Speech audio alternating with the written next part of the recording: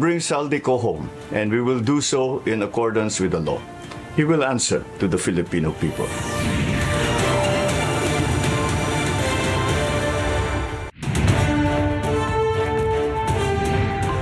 Tonight's top stories. The implementation of PUV service contracting receives a visit from President Marcos Jr., who has regained strong trust and performance ratings. First Lady Liza Araneta Marcos warns against text exchanges allegedly coming from her.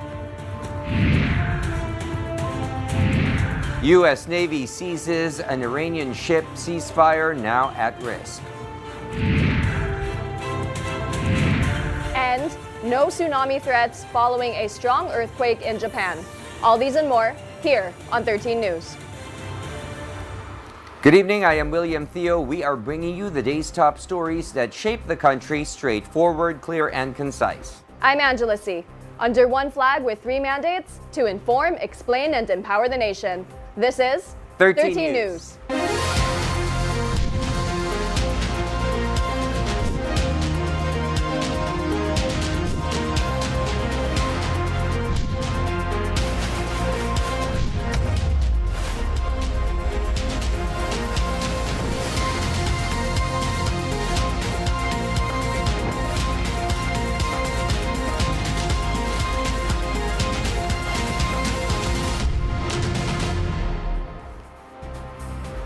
First in the news tonight, the U.S. Navy seizes an Iranian-flagged cargo ship, raising tensions just 2 weeks into a ceasefire. The standoff lasted 6 hours after the vessel ignored warnings to turn back.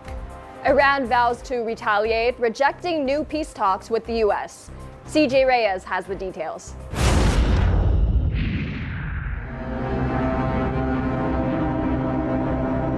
The U.S.-Iran ceasefire is at risk after a U.S. Navy-guided missile destroyer intercepted an Iranian cargo ship for failing to comply with the naval blockade in the Strait of Hormuz. In a footage released by the U.S. Central Command, the USS Spruance is heard sending warnings to the vessel. Motor Vessel Tosca, vacate your engine room. Vacate your engine room. We're prepared to subject you to disabling fire. After 6 hours with no attempt by the Iranian crew to turn the ship around, the U.S. Navy opened fire to disable it.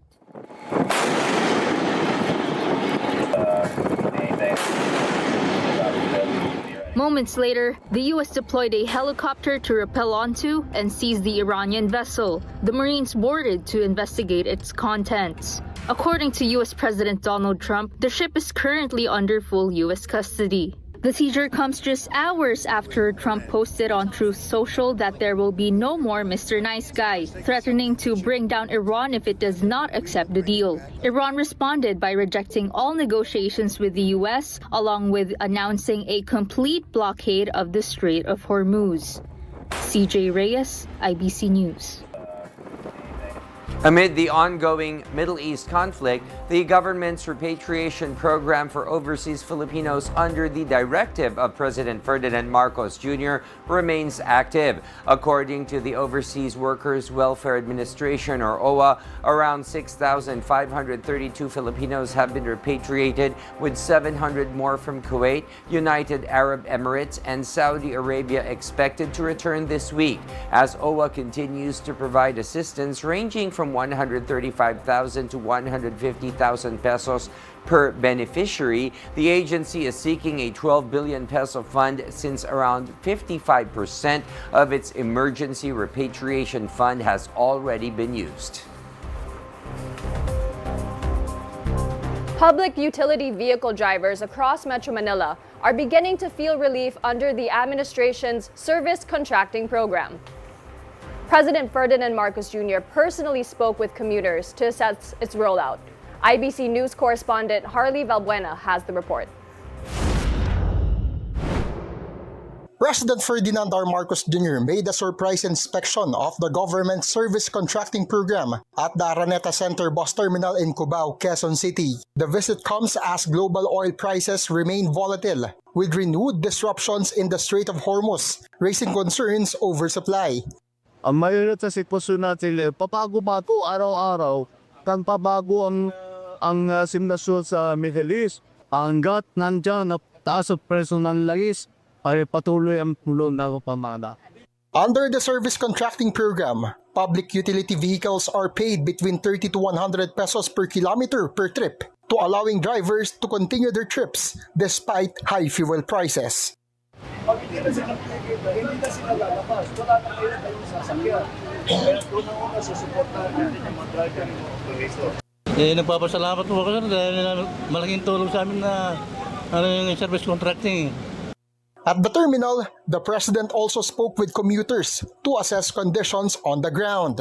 All passengers get 20% fare discount with at least 40% granted to students, persons with disability, and senior citizens. Yung maititipid nila, maipabibili pa ng mga pagkain. Amid these efforts, the President saw a boost in public approval. A latest survey by Octa Research shows his trust rating rising by 6 percentage points, while his performance rating climbed to 55% from 51% previously. Meanwhile, Vice President Sara Duterte recorded a dip in her performance rating to 50% as impeachment proceedings against her continue. Harley Valbuena, IBC News. Meanwhile, the DSWD may adopt e-wallet transfers to provide beneficiaries with more convenient and accessible cash assistance. This as the administration continues its efforts to ease the burden on the transport sector through toll-free access for select vehicles and e-loan program. IBC News correspondent Cristal Ramizares has the story. The Department of Social Welfare and Development has provided assistance to the family of a motorcycle taxi rider who died over the weekend while waiting in line for cash aid at a special payout site in Quezon Memorial Circle. DSWD Secretary Rex Gatchalian personally extended condolences. We took care of the medical, pati na rin yung burial arrangements and yung mga iba pa nilang kakailanganin. We're in constant communication. Due to this incident, the DSWD is considering e-wallet transfers to avoid long lines under extreme weather. Mataas na yung confidence level namin dun sa listahan kasi na-validate at na-verify na namin sa first round. We will start doing e-wallet transfers sa mga succeeding round. Payout centers now also have cooling equipment, along with free food and refreshments for beneficiaries. The agency debunks reports that certification from COMELEC is required for the cash aid, stressing that beneficiaries only need to bring their original and photocopy of their driver's license. So far, more than 1 million PUV drivers have received subsidies nationwide, including jeepney, tricycle drivers, MC taxi, and TNVS drivers. Nearly 5 billion pesos in aid has been distributed. On the spot naman, bibigyan naman po nila yung ating 5,000. So ayun, happy po ako at happy po ang lahat. Meanwhile, the government has implemented toll-free access for agricultural trucks on major expressways. This could save 600 to 1,800 pesos daily per vehicle and lower delivery cost. To further support drivers, the Department of Trade and Industry is launching an e-transport loan program. Loans of up to 1.5 billion pesos for a vehicle will be available starting April 21. Cristal Ramizares, IBC News. Transport Group Piston has filed a petition before the Land Transportation Franchising and Regulatory Board seeking a 10 peso fare hike for public utility jeepneys. Based on the petition, the 13 peso minimum fare for PUJs will jump to 23 pesos. The group said the fare adjustment is needed due to rising operating costs and the continued financial losses among drivers amid the fuel price hike. Piston, along with other transport and advocacy groups, is set for another nationwide transport strike tomorrow, calling for lowered fuel prices and long-term relief. Meanwhile, the Philippine National Oil Company has secured 21,000 metric tons of liquefied petroleum gas or LPG from the United States, according to the Department of Energy or DOE. The DOE said the LPG cargo is scheduled for delivery by the end of May. As of the 17th of April, the country's total oil inventory stood at 52.2 days, an increase of about 2 days of supply from the previous month. The agency said the incoming shipments will reinforce domestic supply and further secure the country's energy security. Meanwhile, 5 renewable energy projects by the DOE across the country are now operational with a combined capacity of 128.9 megawatts. These are part of the administration's 25 energy and storage projects totaling 1,471 megawatts to be completed by the end of the month.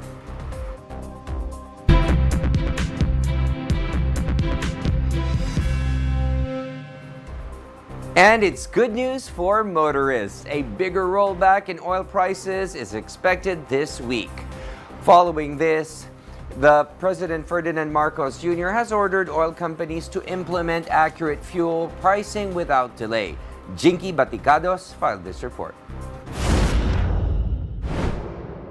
A bigger rollback in oil prices is set this week. This was assured by President Ferdinand Marcos Jr. amid the ongoing conflict in the Middle East. Diesel prices will be reduced by approximately 24.94 pesos, gasoline by 3.41 pesos, and kerosene by 2 pesos, a bigger rollback compared to the previous week. The chief executive emphasized that oil companies must implement the rollback fully, accurately, and without delay. Ipatupad ninyo ang rollback ng buo, tama, at walang pagkaantala. Ibigay ninyo sa taong bayan ang dapat naman na nasa kanila. The president also urged the public to report any violations, assuring that the government will take immediate action. Bukas ang ating tanggapan at ang Department of Energy para sa inyong mga reklamo. Kung may paglabag, ipaalam po ninyo sa amin. Kikilos kami kagad. Meanwhile, the 10 peso fuel discount for public utility vehicle remains in place, along with the service contracting program for drivers. Government measures also continue to ease the burden on motorists, including the extension of expiring driver's licenses and vehicle registrations. Under this policy, documents expiring this month will remain valid until July without any penalties or surcharges, part of the government's efforts to provide relief to the public. Jinky Baticados, IBC News.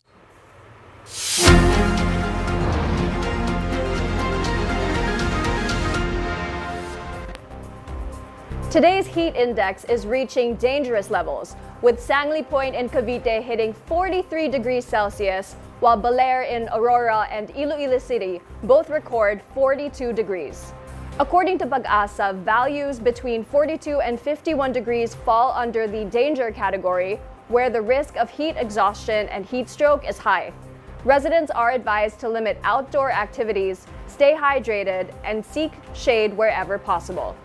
Meanwhile, Pag-asa says there are currently no low-pressure areas being monitored inside or outside the Philippine Area of Responsibility tonight. Up next, a scam impersonating First Lady Liza Arneta Marcos to solicit money. More stories coming when we return. This is 13 News.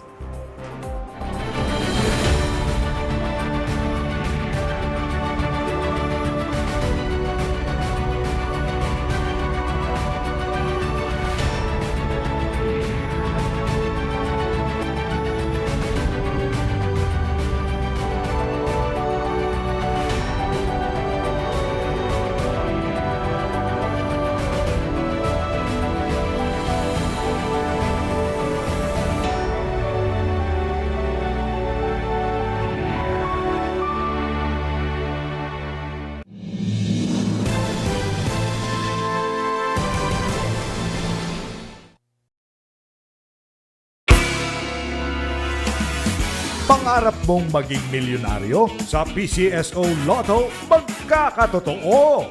Mas pinasaya, mas pinabongga, mas pinalaki ang mga jackpot prizes. Araw-araw ang bola, kaya more chances of winning sa PCSO Lottery Draws. Lunes hanggang Linggo, tuwing 2 p.m., 5 p.m., and 9 p.m.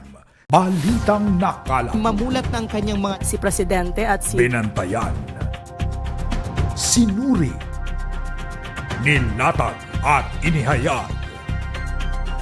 13 sa tanghali kasama sina Greg Gregorio, Nats Miravalles at Zai Chua.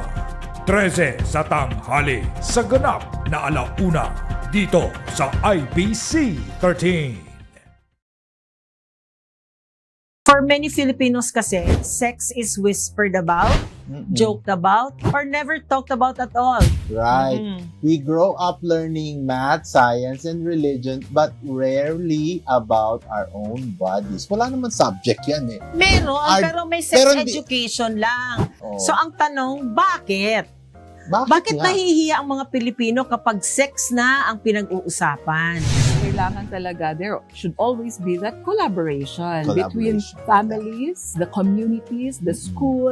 Pwede namang not really the sex part ang pag-usapan, but more on identifying, knowing your body parts, how to protect yourself, what to do. Because here on Naked Minds, we break the silence. No judgment, no fear. Let's just talk about sex. For real. Naked Minds, this Friday, 10 p.m. Only here on IBC TV 13.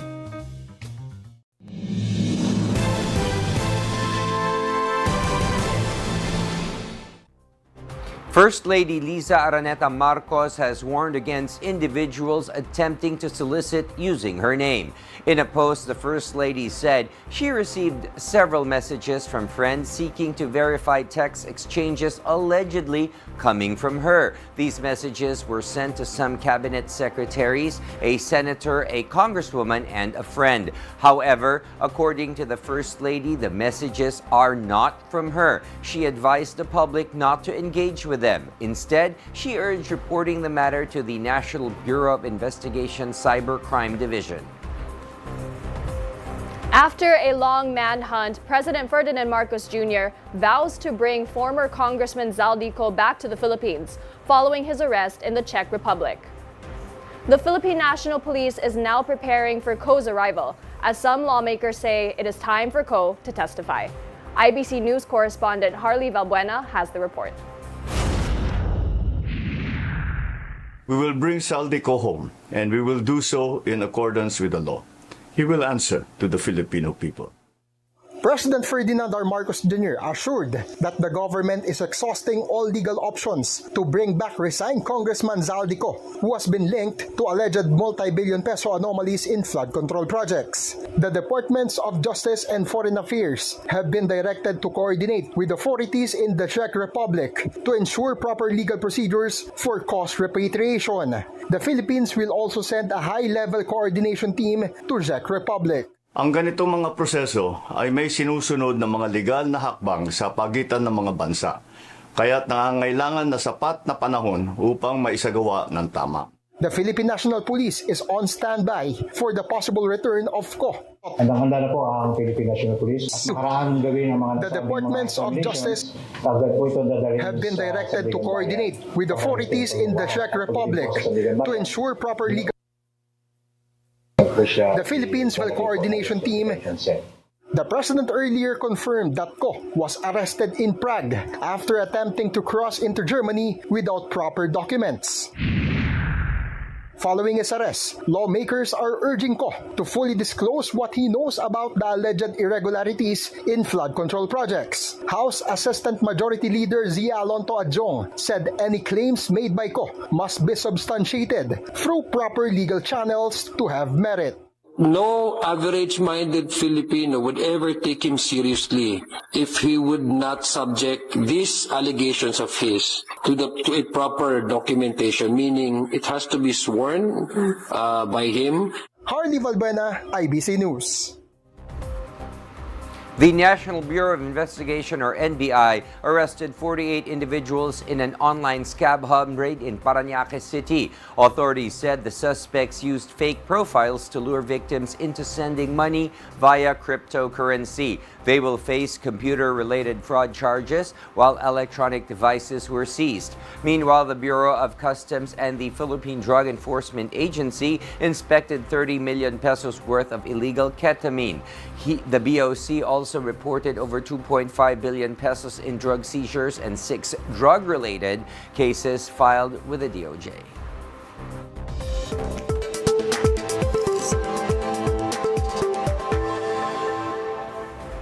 The Department of Tourism expressed pride in Filipino artists who showcased Philippine talent at the Coachella Music Festival in California. The department commended P-pop group Beanie and Cat's Eye member Sofia La Forteza for making history as the first Filipino act to perform at one of the biggest music festivals in the U.S. Last weekend, the nation's girl group debuted on the global stage, performing Pantropico and other hits alongside international artists.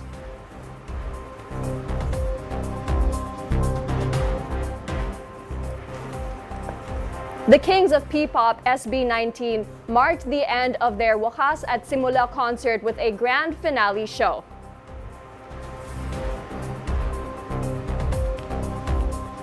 At the sold-out show in Pasay, the group held one of their biggest concerts yet in the country. The P-pop group launched their Simula at Wakas global tour last year. Meanwhile, SB19 has also been nominated at the SEC Awards in Brazil for the International Group of the Year category alongside Beanie. Coming up next, a mass shooting in Louisiana leaves 8 children dead. We have more news updates when we return. This is 13 News.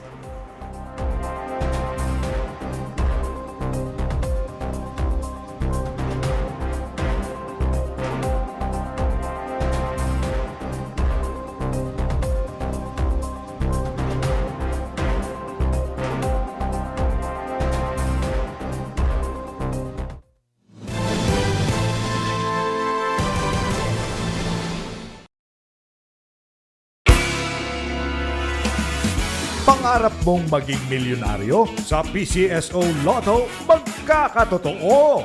Mas pinasaya, mas pinabongga, mas pinalaki ang mga jackpot prizes. Araw-araw ang bola, kaya more chances of winning sa PCSO Lottery Draws. Lunes hanggang Linggo, tuwing 2 p.m., 5 p.m., and 9 p.m.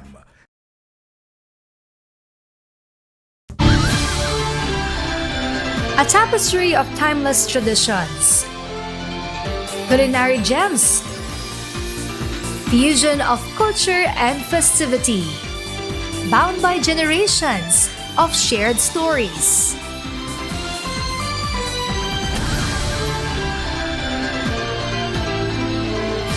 Chinatown TV, every Sunday at 9 a.m. Kayo ba ay may mga isyong may kinalaman sa karapatang pantao o pangkalusugan? Isyung legal at pangangailangang medikal, ito ang programang magbibigay payo, tulong para sa mga mamamayang nangangailangan.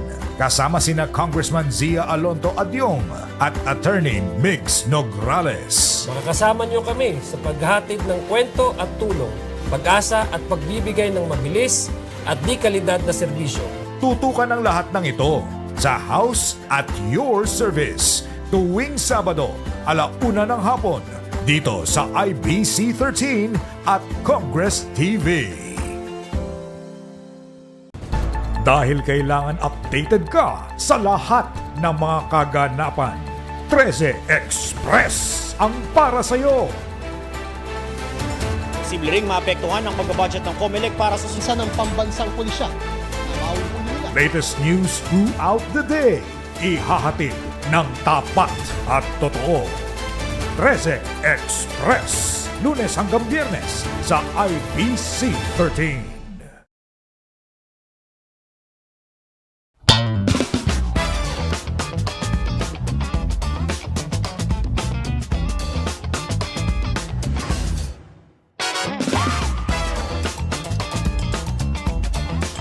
Flavors worth craving. Stories made to inspire. Restaurant every Friday at 4 p.m. on IBC 13.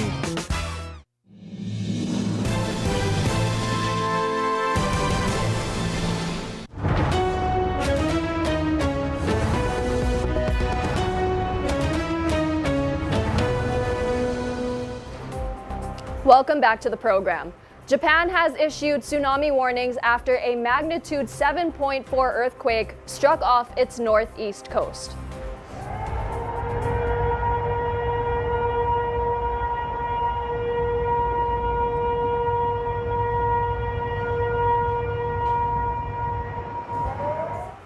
The quake's epicenter was located about 100 kilometers off the Sanriku coast. Ships were evacuated from ports, trains halted, and emergency responses activated. No tsunami warnings have been issued for the Philippines.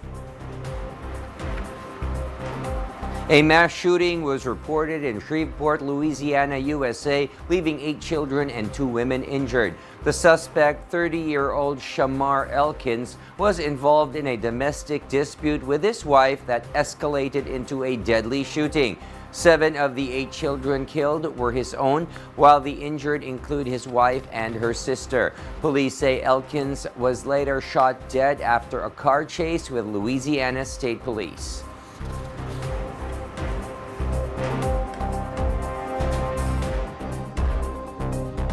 Artemis II Commander Reed Wiseman shares stunning footage of an Earth set captured from the Integrity spacecraft while orbiting around the moon.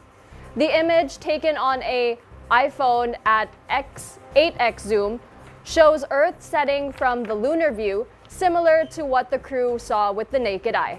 Wiseman called it once in a lifetime as the crew viewed the moon's far side. Artemis III is set for mid-2027 to test Orion's landing systems.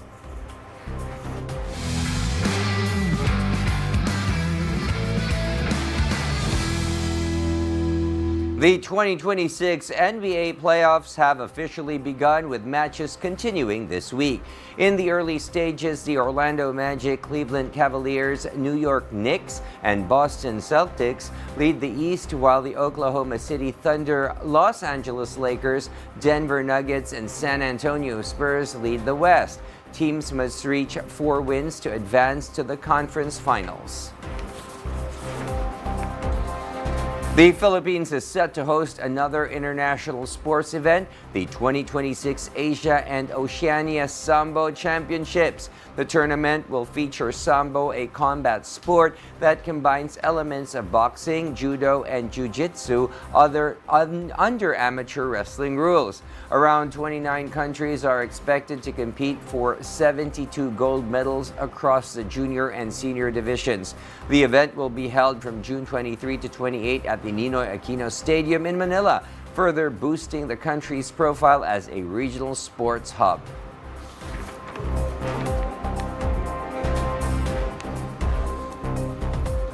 And here are the results of the 9 p.m. draws from the PCSO. For the Mega Lotto 645, the winning numbers are 34, 12, 29, 8, 27, and 17, with a jackpot price of 34,154,880 pesos and 29 centavos.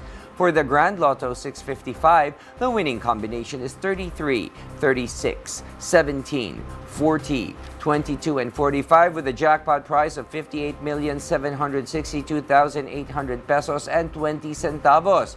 For the 4D Lotto, the winning combination in exact order is 5, 8, 7, and 4. For the 3D Lotto, the winning numbers are 6, 7, and 0. And finally, for the 2D Lotto draw, the winning numbers are 11 and 22. There are no winners for the Mega Lotto 645 and Grand Lotto 655.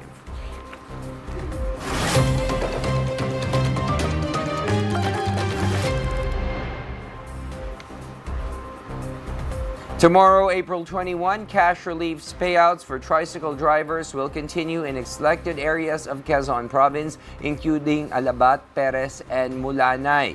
Beneficiaries are advised to coordinate with their TODA or local social welfare office and bring a valid driver's license to claim the assistance. Tomorrow, April 21, marks World Creativity and Innovation Day, which highlights creativity and innovation as drivers of sustainable development and economic growth. The United Nations leads the celebration, calling for the use of creative and entrepreneurial talent to boost job creation and global progress across all sectors. I love that there's a holiday for this, William. I think they should be celebrated. Yes, that's true. Of course, the arts need to be celebrated because it really showcases a person's individual creativity and ingenuity. And the fact that it could boost economic progress Right. and it could lead to so many developments for the next generation. Yes, that's really something we should look into because, everything, is there to help and, showcase the best of humanity. I do think that there's also a lot of Filipino talent. Yes. So for that to perhaps one day be Flourish. exposed Yeah. in the global stage. Yes, that would be wonderful. Okay, and those are the latest from the IBC newsroom this evening. We'll continue to monitor the stories that matter and bring you updates as they develop. I'm Angela C. And I'm William Thio. This is 13 News. Good night, everyone.